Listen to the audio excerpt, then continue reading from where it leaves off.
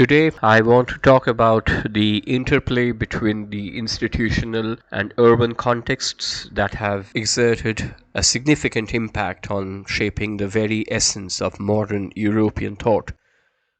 The primary focus lies on two pivotal phenomena that left an indelible mark: the emergence of modern universities and the sprawling expansion of Bohemian cultural life within the dynamic milieu of contemporary cities. A distinctive tension inherently characterizes modern universities, which bear the dual responsibility of providing professional certifications while simultaneously safeguarding and transmitting deeply entrenched cultural traditions. Over time, intellectuals have increasingly found their niche within the walls of universities, often aligning themselves with the preservation of prevailing social cultural norms. In a contrasting trajectory, avant-garde circles have flourished beyond the confines of academia, thriving within the vibrant urban landscapes. These avant-garde circles became the fertile breeding grounds for the incubation of radical and experimental thoughts, as well as innovative cultural expressions.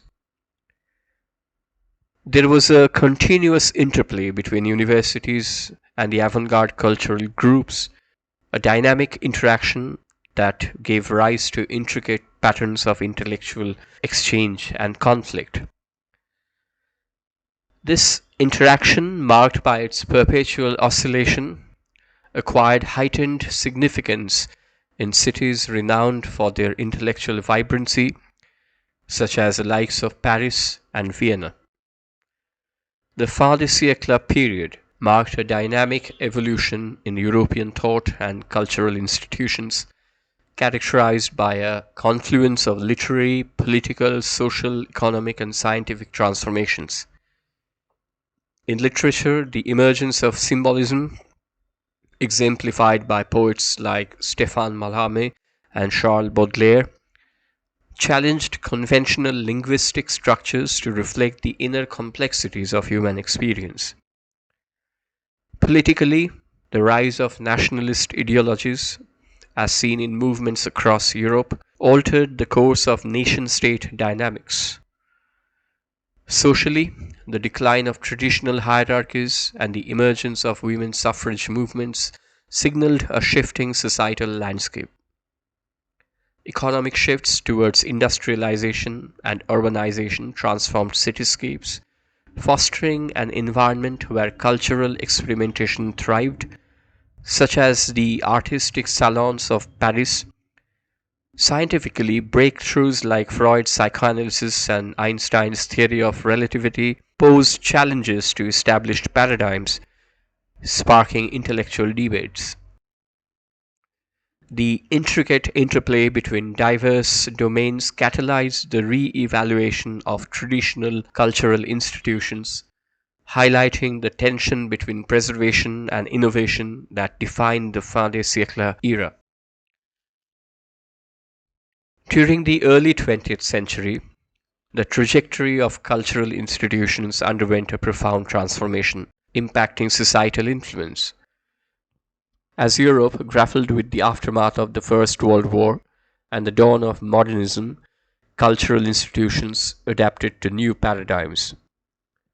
Artistic movements like Cubism, Dadaism, and Surrealism challenged traditional aesthetics, questioning established norms and redefining artistic expression. Simultaneously, political upheavals such as the Russian Revolution and the spread of communism challenged existing power structures, leading to the establishment of new cultural institutions aligned with revolutionary ideals. The growth of mass media, including radio and cinema, extended cultural influence beyond geographical boundaries, shaping global perceptions.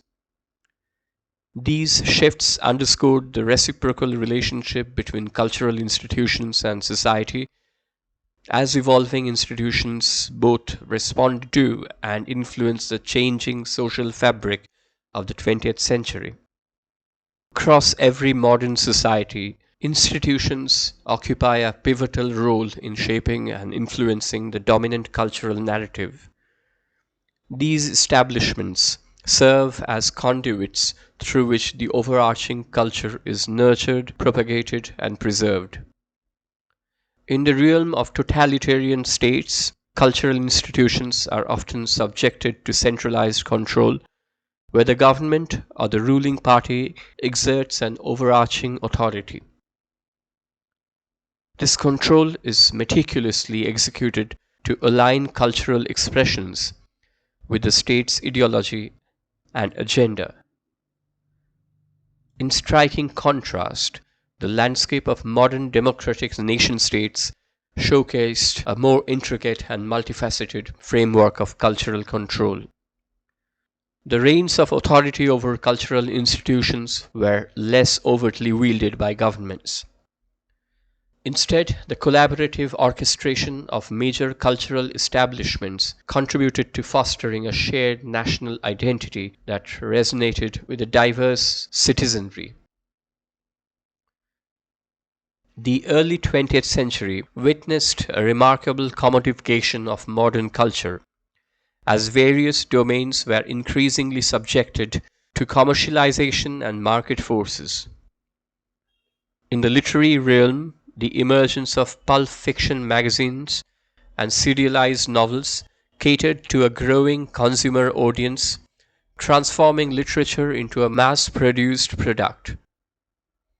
Politically, propaganda campaigns during the First World War and the rise of consumer capitalism led to the commodification of nationalistic narratives and ideologies. Socially, the advent of consumer culture was exemplified by the popularity of new entertainment forms like cinema and radio broadcasts, which brought cultural experiences directly into people's homes. Economically, the proliferation of branded products and advertising strategies reshaped how goods were perceived and consumed. Scientifically, advancements in psychology and marketing research deepened the understanding of consumer behavior, enabling more effective manipulation of desires and preferences. These examples reflect a transformative era where modern culture became intertwined with commerce, altering the very fabric of society.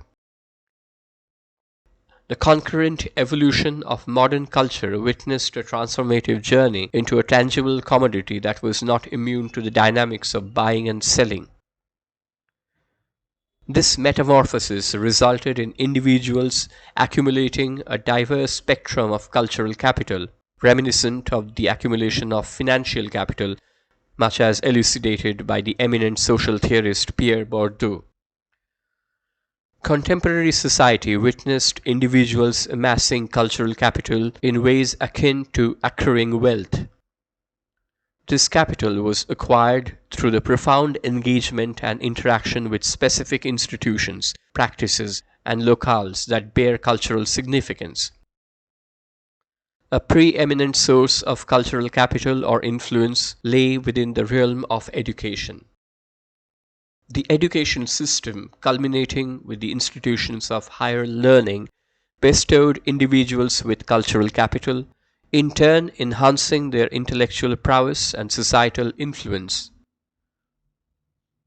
Another wellspring of cultural capital or influence was directly connected to the vibrant social cultural networks that flourished within modern cities. It is through these affiliations with cultural institutions like museums, orchestras, and artistic communities that individuals attained elevated cultural status and recognition. The emergence of modern universities and the vibrant cultural tapestry of cities converged to create a dynamic space for the exchange of ideas and the exploration of innovative cultural expressions. This perpetual oscillation between established institutions and avant-garde cultural enclaves gained heightened significance in cities that historically bore witness to vibrant intellectual ferment.